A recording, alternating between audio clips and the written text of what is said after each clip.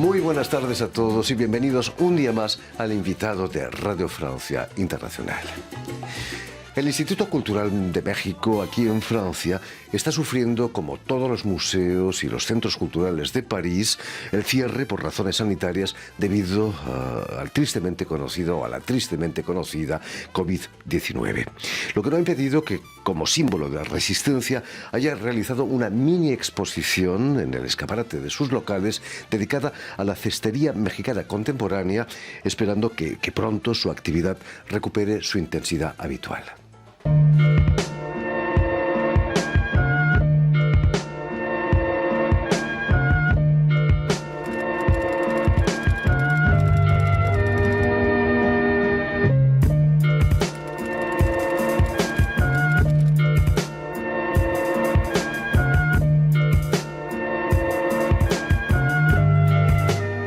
Precisamente para hablarnos de esta mini exposición y de su trayectoria como antropóloga del arte, nadie mejor que Ingrid Arriaga, responsable de exposiciones y museografía del Instituto Cultural de México aquí en Francia.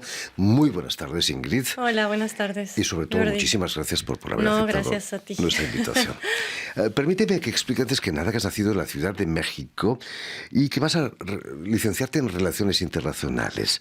Pero la literatura, la estética, también el arte van a completar tu formación. Pero cuéntanos, ¿qué es lo que te va a llevar a estudiar Relaciones Internacionales? ¿Quizás querías ser diplomática?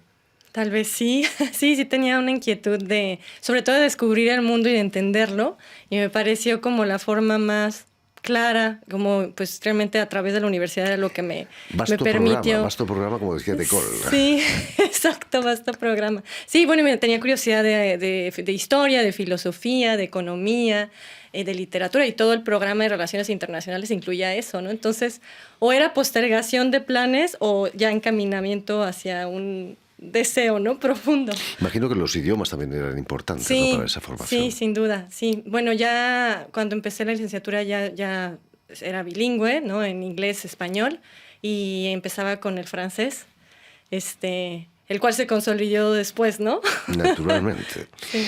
Está claro que el arte para ti es muy importante. Es cierto que incluso fuiste guía de museo ahí en Monterrey, en el Museo de Arte Contemporáneo. Sí, estuve en el Museo de Arte Contemporáneo un tiempo, encargada de talleres también. Pero antes estuve como cuata de un proyecto del Museo del Papalote, Museo Móvil.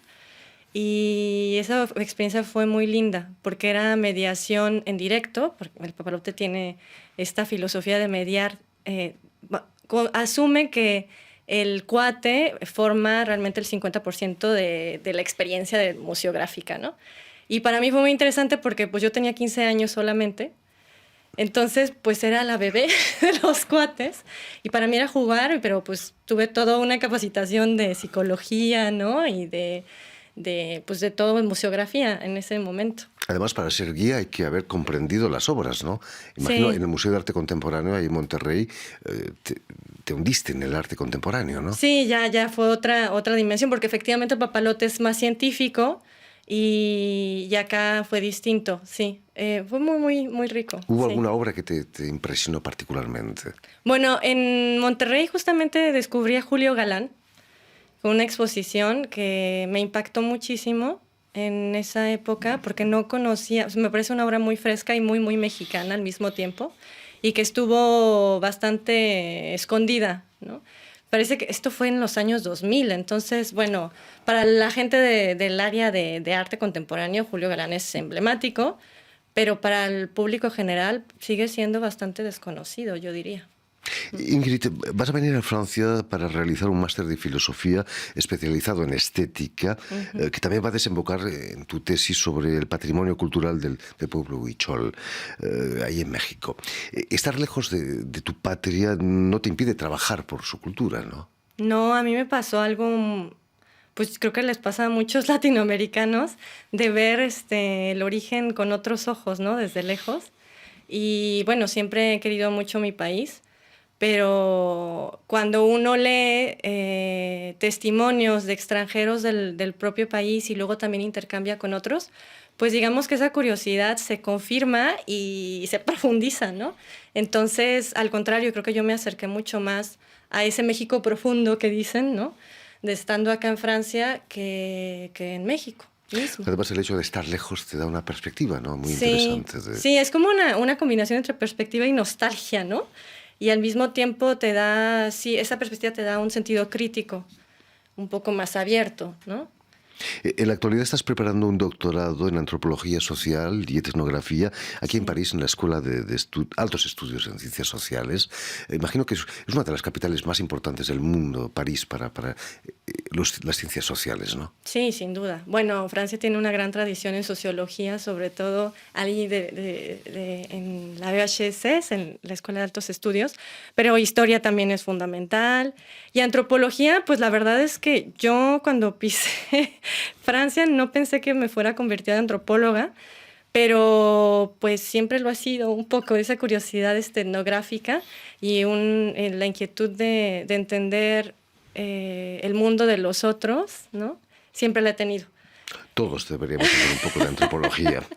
Sí. Aquí en París vas a también trabajar en la UNESCO, pero el Instituto Cultural de México es un lugar ideal, ¿no? Para tus habilidades.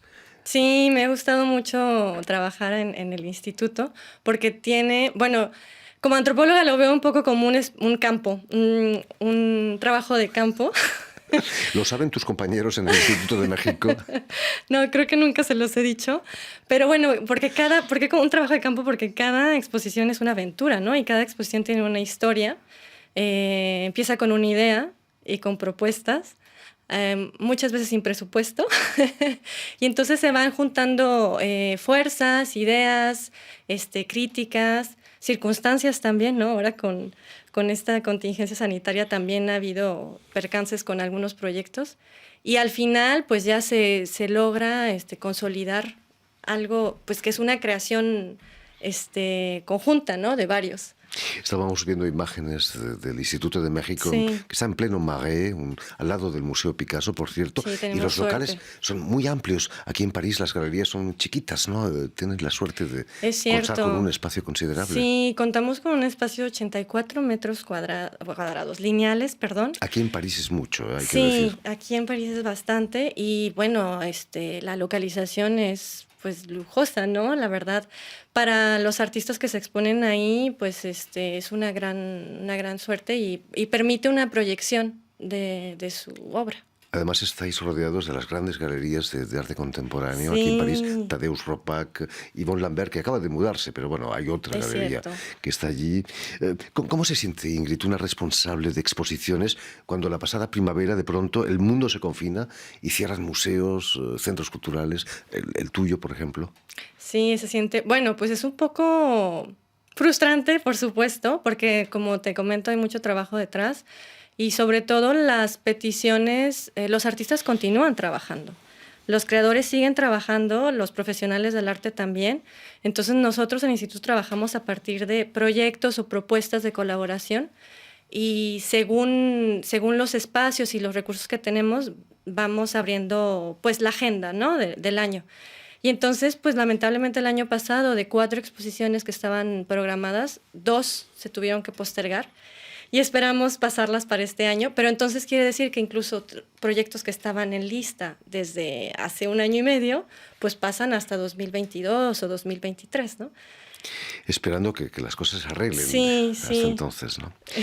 Cuéntanos, ¿cómo surge la idea de presentar una mini exposición ahí en el escaparate del museo? ¿Es hija de la frustración, quizás? Sí, un poco. Y bueno, también nosotros en el instituto estamos trabajando con guardias, entonces sí estamos yendo al instituto, porque el trabajo sigue, ¿no? Finalmente es una ventaja porque psicológicamente es muy bueno para todos, pero no es el mismo ritmo al que estamos acostumbrados. Y ahorita las salas están vacías.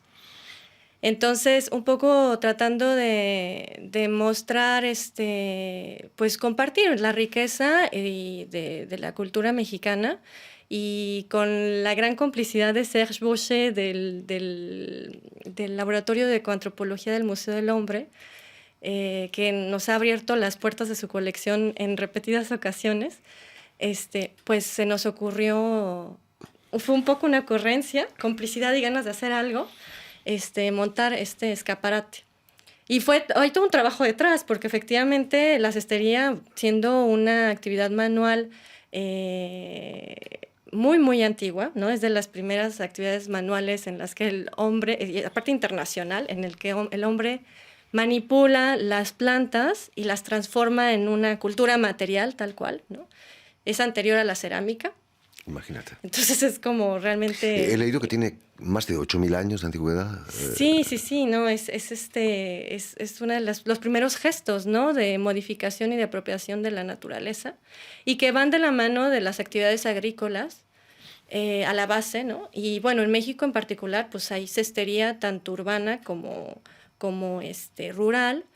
Y ya hay otros materiales, ya no estamos hablando nada más de materiales de fibras naturales, también hay plástico, hay metal, hay incluso cestería un poco ecológica, ¿no? Que trata de recuperar la basura y queda con los colores, bolsas hermosas, ¿no? Ingrid, esta exposición es hija de una antigua exposición que hicisteis, ¿no era Fibras Cruzadas, creo? No, fíjate que no, esta es nueva completamente y se llama Fibras Cruzadas. También.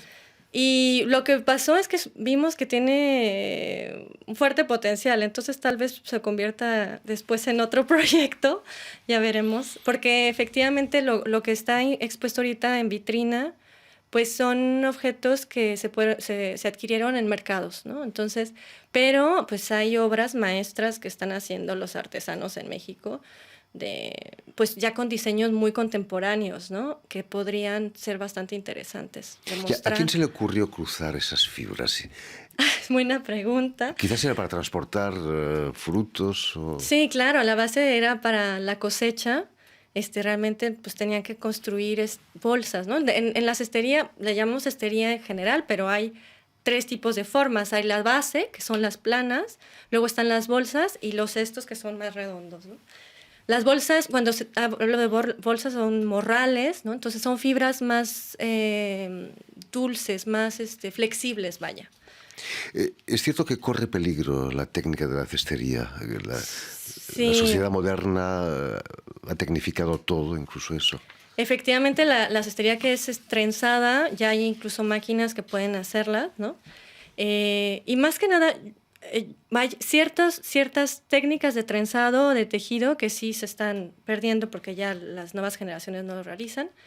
Pero yo creo que lo más lamentable, más allá del hecho que no se está transmitiendo este conocimiento, es que no se valora en realidad. La cuestión, cuando tiene una producción industrial al lado y luego la producción manual del otro, no alcanzamos a entender por qué la producción manual sigue siendo tan poco rentable, ¿no? Y tan cara, y entonces se deja de lado y entonces se prefiere otros materiales, ¿no? Haría falta que una marca de alta costura parisina se ocupe de eso. Y bueno, ya modelos. se están interesando por ahí. Ajá. Hay algunos diseños retomados, sí. Es una manera de porque es muy bonito, claro. En realidad es muy, muy bonito, ¿no? Es cierto que se fabrican hasta sombreros de tipo Panamá que se pueden doblar y meterse en el bolsillo sin que pierdan su forma. Sí. Eso sí, eso mágico, depende casi. mucho de la fibra, sí es mágico. A mí otro fenómeno que me parece mágico es como cuando hacen el trenzado, pues son fibras que son verdes, ¿no? Y entonces el objeto en sí, uno puede comprarlo casi verde y a lo largo de los años cambia, ¿no? Entonces va madurando y pues sigue siendo muy bello, ¿no? Ay, por cierto, ¿qué sería México sin el sombrero mexicano? Eso sí. Sí, bueno, hay objetos emblemáticos, ¿no? El sombrero, el petate, que es un tapete, que de hecho existe el verbo petatearse, ¿no? En México, que es morirse, no te petatees. ¿Qué otro? Bueno, luego están los abanicos también, que les llaman aventadores, ¿no? Para la estufa. Por supuesto. Uh-huh. Volviendo al sombrero, no puedo evitar pensar en los mariachis y esos maravillosos sombreros. Son obras de arte realmente, Sí. ¿no? Sí. Otro que nos parece muy, muy interesante es el del panadero.